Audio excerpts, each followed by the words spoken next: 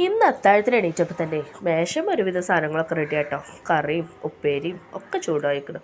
എന്നോട് കുറച്ച് ചായ ഉണ്ടാക്കാനും മീൻ ചട്ടി ചൂടാക്കാൻ വരെ വെച്ചിട്ടുമ്മ ഉപ്പാനെയും അനിയത്തിനൊക്കെ വിളിക്കാൻ പോയി. ആ ഗ്യാപ്പിൽ മീൻ പൊരിച്ചുകൊണ്ടിരുന്നപ്പോൾ തന്നെ ചായക്ക് വെള്ളം വെച്ചതൊക്കെ തിളച്ചു, ചായ റെഡിയായി.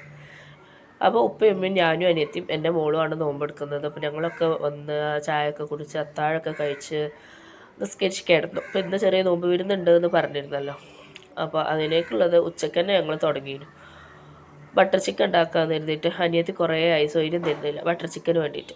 അപ്പോൾ അതിനുള്ള ചിക്കനും കാര്യങ്ങളും മസാല വെച്ചു, അതിനുള്ള കറിക്കുള്ളതൊക്കെ വേവിച്ച് വെച്ച്, പിന്നെ അത് സമൂസയ്ക്കുള്ള ചിക്കനാട്ടോ ആ പൊരിച്ചുകൊണ്ടിരുന്നതിന്.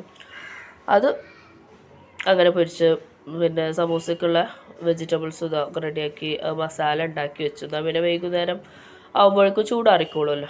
മസാല ഒക്കെ റെഡിയാക്കി വെച്ചു. അതിക്കിടാനുള്ള ചിക്കൻ ഇതാ കട്ട് ചെയ്തുകൊണ്ട് കേട്ടോ. നേരത്തെ ഫ്രൈ ചെയ്തില്ല. അത് മിക്സിയിലിട്ടടിച്ചാൽ പറ്റും ഇങ്ങോട്ട് ഇതായി പോലെയെന്ന് എഴുതിയിട്ട് കട്ട് ചെയ്തു. പിന്നെ കുറച്ച് വെജിറ്റബിൾ റൈസ് വെച്ചു. പിന്നെ കുറച്ച് കുറുമ ഉണ്ടാക്കാറുണ്ട് എന്നിട്ട് വെജിറ്റബിൾ ഐറ്റം അതും ഉണ്ടാക്കി. പിന്നെ കുറച്ച് മെയിൻ ഫുഡൊക്കെയുള്ളത് ചെമ്മീൻ ഫ്രൈ ചെയ്യുന്നുണ്ട് കേട്ടോ.